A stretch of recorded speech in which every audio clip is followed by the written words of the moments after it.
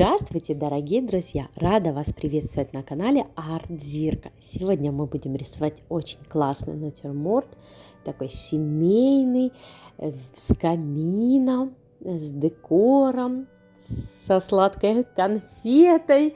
Итак, поехали! Для начала нам понадобятся краски, лист бумаги, простой карандаш и, конечно же, самое главное, хорошее настроение.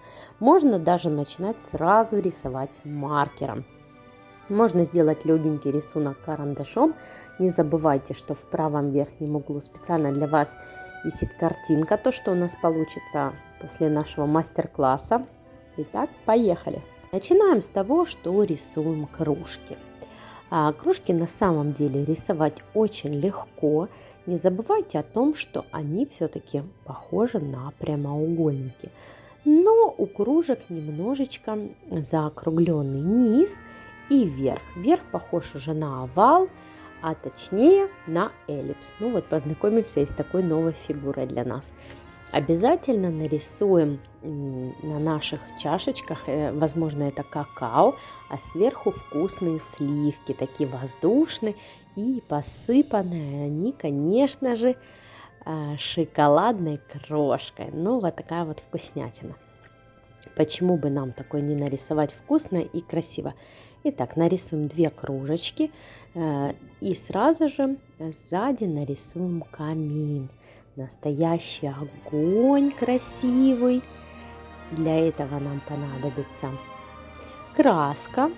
Можем мы использовать гуашь, акварель, акриловые краски тоже на листе хорошо рисуют. И, конечно же, наши кружечки будут стоять на подстаканнике. Поэтому нарисуем под кружечками такие овальчики, на которых будут наши кружки стоять. Вы видите, я специально ничего не убыстряю, не ускоряю, чтобы вы успевали вместе со мной, вместе рисовать этот замечательный, классный, такой семейный, уютный мастер-класс. Уверена, что получится у каждого. Итак, нарисуем вот такие овалы под кружечками. Это такие у нас подстаканники. И, конечно же, пришло время нарисовать у камина. Обязательно есть кирпичная кладка, да? И вот мы такую имитацию кирпичной кладки сделаем. Просто прямоугольнички вокруг нашего камина. Смотрите, как легко, но в то же время всегда очень эффектно и красиво смотрится. Рисуем стол, на котором будут стоять наши кружки. И, конечно же, нарисуем кирпичную кладку для нашего камина. Как нарисовать кирпичную кладку для камина? Очень-очень просто. Смотрите, дорогие друзья, мы рисуем полоски ровные, но не по линейку, рукой, конечно же. Стараемся, чтобы они приблизительно были одного размера. А потом эти полосочки мы с вами будем делить и рисовать. Получается, такая будет имитация кирпичиков. Получится очень классно. Вы видите уже в правом верхнем углу готовый результат картинки. И она супер классная. Поэтому давайте постараемся вместе нарисовать такую картинку в домашних условиях, ну немножечко с моими подсказками. Конечно же, можно нарисовать декор на камине. Это будут такие зеленые, небольшая волна, которая украшает наш камин. И сейчас рисуем сами кирпичики. Мы нарисовали полоски маркером, а дальше мы разбиваем их на такие полосочки, да, между палочки рисуем, чередуем их. Итак, наш камин уже готов. А сейчас пришло время нарисовать кэнди, да, это нашу палочку, леденец-трость. По-другому ее можно назвать еще таким образом. Она похожа на такой крючок. Обязательно она красная с белым, очень часто бывает. Яркая. Ну, дети любят ее кушать, она сладкая, как и любая конфета. И сосательная. Итак, рисуем такие полосочки под углом, по диагонали. Вот и все, у нас получилась наша конфета-трость. В принципе, рисунок, смотрите, очень простой. Да, есть еще можно нарисовать свечи, рамочки, веночек, который стоит на камине, нарисовать огонь, но у нас уже практически все получилось, дорогие друзья. Смотрите, как легко и просто. Мы еще нарисуем в камине такую решеточку небольшую, просто черным полосочки такие, похожие немножко на забор. Нарисуем венок, но его видно не полностью, а буквально только полкружочка. И нарисуем свечи, горят на камине, такие очень красиво, такая романтическая обстановка. Даже мне на секунду показалось, как слышно, как трещит огонь в камине, да, но так хочется прямо окунуться в такую красивую обстановку и выпить какао, смотря на камин. Дорогие друзья, а вы не забывайте обязательно ставить лайк этому видео. Жмите колокольчик, чтобы не пропустить уведомления о новых видео. И, конечно же, пишите комментарии, понравилось вам данное видео, какие вы еще новые видео и мастер-классы ждете, чтобы появились на канале. И, конечно же, так классно рисовать вместе с друзьями. Обязательно пересылайте это видео своим друзьям, чтобы они тоже могли нарисовать такой классный мастер-класс. Потом можно вместе смотреть, у кого что лучше получилось, как у кого вышла какая картинка. Наверное, это очень-очень классно. И обязательно не забывайте присылать мне фото ваших работ в инстаграме. Я тоже Артзирка. Жду ваше фото. Ну а дальше буквально можно наметить огонь и постепенно готовиться к краскам. Я в этот раз буду использовать акриловые краски. Можно и гуашь, и акварель, но так получилось, что вот они у меня есть. И я решила ими нарисовать. Да-да, вы не ослышались, акриловыми красками можно рисовать не только на бумаге, на холсте, на дверях, на тумбочках, в принципе, на любых поверхностях. Это такие новые краски, нового поколения. Они чем-то похожи на гуашь, тоже такие густые, водорастворимые. Это значит, можно кисточку помыть в водичке, что нельзя сказать про масляные краски. Ну и с другой стороны, они без запаха. Акриловые краски не токсичны, они без запаха. Это специально акриловые краски художественные. Потому что мы знаем, что существуют акриловые краски строительные, да, которыми красят стены, а это у нас специально художественные. Смотрите, мы кружку постараемся сделать объемную. А объем можно сделать только с помощью света и тени. Поэтому я буду использовать 3 цвета. Белый, смешиваю немножечко с желтым, получается такой светлый цвет, буквально такой легкий крем. Дальше чуть-чуть побольше желтого. И 3-я полоса уже даже немножечко серым цветом. Как получить серый? К нашему замесу белый с желтым добавить капельку синего цвета и чуть-чуть красного. Получится такой вот серо-фиолетовый цвет. Вот нам он и нужен для достижения нашего эффекта. Смотрите, в принципе, сложного тут нет ничего. Быстро мы покрываем наши кружки. Кружки высыхают. Мы еще к ним вернемся. А сейчас делаю новый замес для стола. Для этого я использую черную краску и немножечко красный. Получается такой насыщенный бордовый цвет. Вы видите, что у меня нет коричневого цвета в палитре, мы его делаем сами. Поэтому, если у вас есть коричневый, вы можете коричневым покрывать, а если нет, то делайте вместе со мной. Обязательно улыбайтесь, всегда рисуйте только в хорошем настроении, дорогие мои друзья, чтобы у вас получалась картина яркая, красивая, солнечная и добрая. Итак, покрываем весь стол аккуратно, стараемся никуда не залазить. Я знаю, что это очень тяжело, но, пожалуйста, постарайтесь, дорогие друзья мои. Продолжаем закрашивать стол, а дальше будем готовить классный замес для камина. Для этого нам понадобится красный алый цвет, желтенький и посмотрим, что из этого выйдет. Понадобится, вдруг мы можем подмешать белый, если надо. Сейчас смотрите внимательно. Желтый и красный я смешал, и чуть-чуть туда добавила коричневого, который у меня уже был, от стола остался. Итак, быстро-быстро покрываем, кисточку берем побольше и покрываем наш камин. Смотрите, шаг за шагом делаем рисунок, у нас все получится, дорогие друзья. Обязательно верьте в классный результат.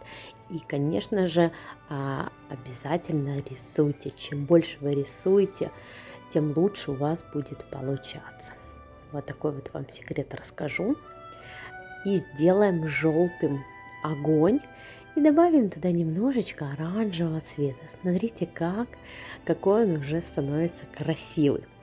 За огнем нужно сделать темно-темно-коричневым. Можно даже немножечко больше черного туда добавить, чтобы углубить, чтобы наш именно огонь был такой объемный, красивый. Покажем глубину нашего камина.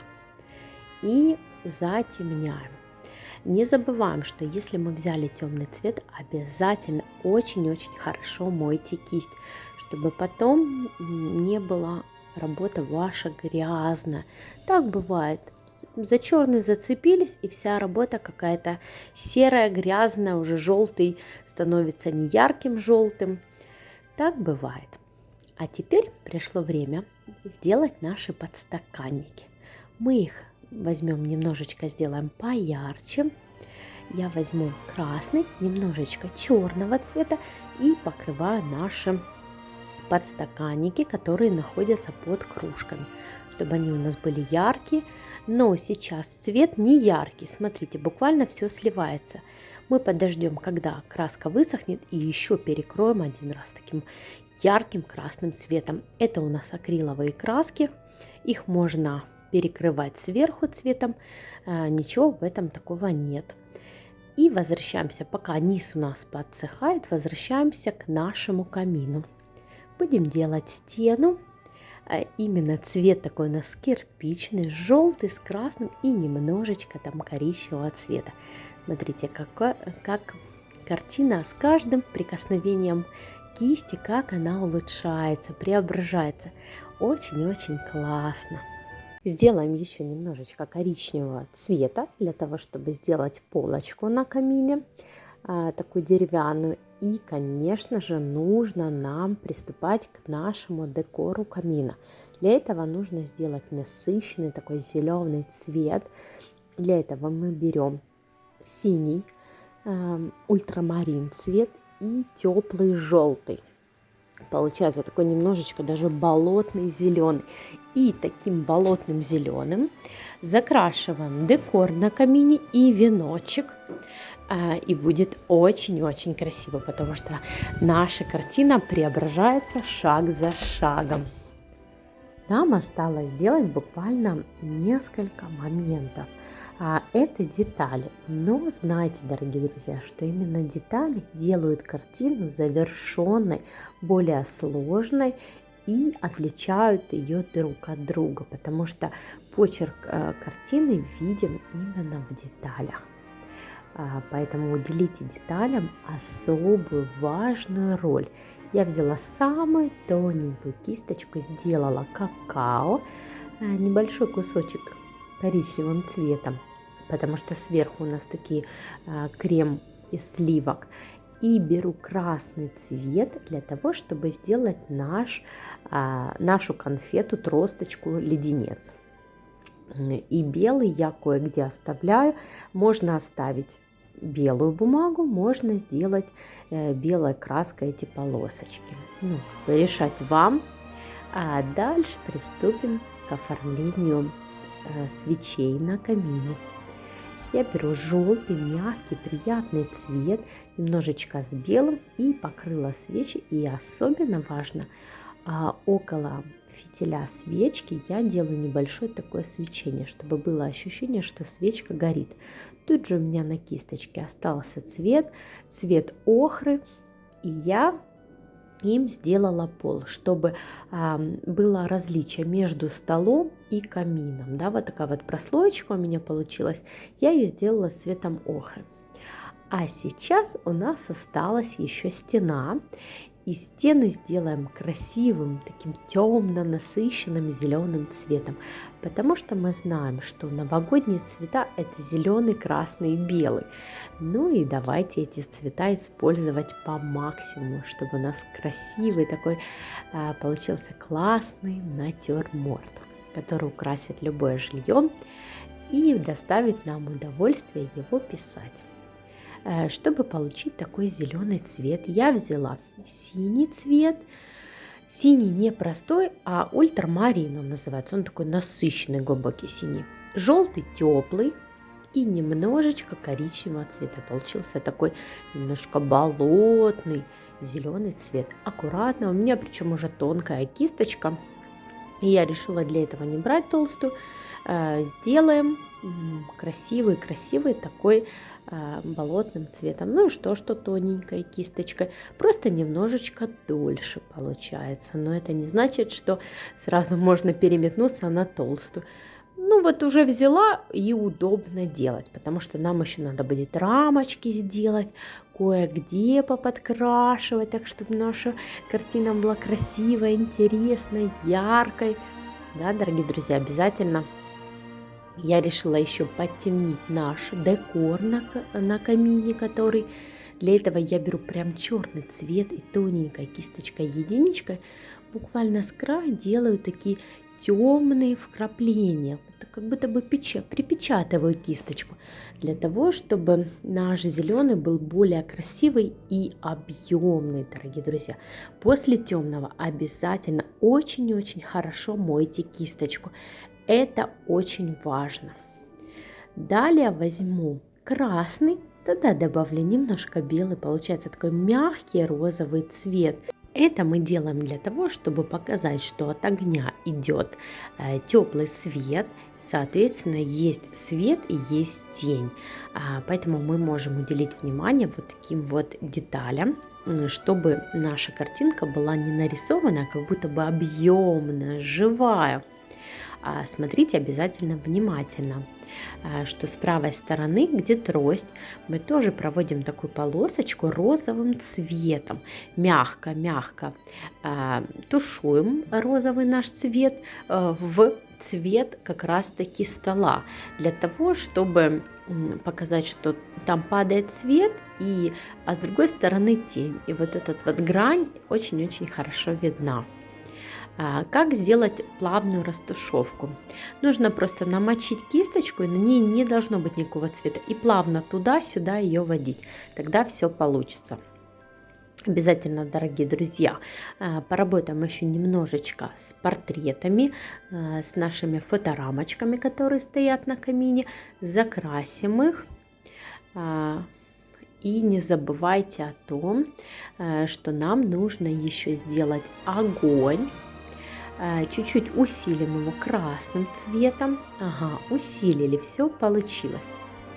И обязательно возьмем желтый лимонный цвет и на кружках, кое-где на ручках и получается на пенке сделаем яркий желтый цвет для того, чтобы показать именно сияние огня. Да, из-за того, что у нас камин, светит огонь, поэтому, конечно же, желтый кое-где отражается на наших керамических кружках. Итак, друзья, у нас еще остался такой как бы импровизированный забор, который отделяет огонь, да, в камине. Его нужно обязательно покрыть черным цветом, серым или коричневым, какой у вас получится. И, конечно же, самое, пожалуй, вкусное – это сделать шоколадную крошку на сливках нашего какао. Для этого мы берем коричневый цвет и делаем крошки. Какие-то побольше кусочки, какие-то просто точечки такие светло-коричневые. Может быть, это молочный шоколад, а может быть, кто-то любит черный, значит, потемнее коричневый цвет. И так, шаг за шагом, наша картина преображается. Она становится более интересней. Смотрите, мы немножечко забыли о том, что у подстаканников нельзя белым оставлять. И я беру алый красный цвет и закрашиваю красным алым цветом. Кое-где решила все-таки тоже ярче сделать наши подстаканники и где-то красным провести. Посмотрите, друзья, по вашей работе. Может быть, не нужно этого делать, а может быть, стоит прибегнуть к этому, чтобы усилить действие, чтобы все-таки подстаканники отличались от стола. А дальше, конечно же, мы вернемся к нашему новогоднему декору. И сделаем точечки красные, белые, для того, чтобы украсить наш камин. Просто красным цветом рисуем точки. Очень это красиво и интересно смотрится. И обязательно у всех все получится. Я уверена в этом. Дорогие друзья, итак, наша картина практически подходит к концу. Да, еще кое-где можно сделать белые теперь точки, где мы сделали красный, чтобы немножечко разнообразить. Но в общем и целом, смотрите, как классно получилось. Если вам нравится эта картина, вы рисовали ее вместе со мной, обязательно ставьте лайк этому видео. Делитесь ссылкой с друзьями. И обязательно подписывайтесь на канал Артзирка. Присылайте фото своих работ мне в Инстаграм он тоже называется Артзирка, дорогие друзья. А я с вами буду потихонечку прощаться. Мне очень понравился этот натюрморт. Очень классно его нарисовать с вами. Я решила кое-где белым, да, нашу конфетку усилить и нарисовать.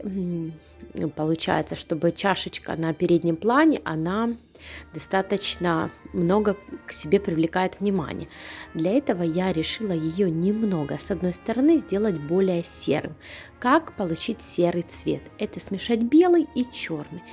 И с одной стороны именно провести, чтобы показать такую теневую сторону, чтобы наша кружка закруглилась, стала объемной.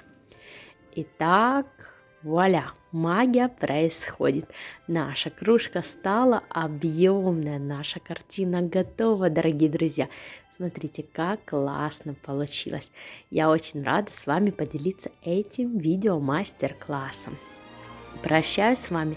С вами была ваша Артзирка. Пока-пока. До встречи в новых видео. До свидания.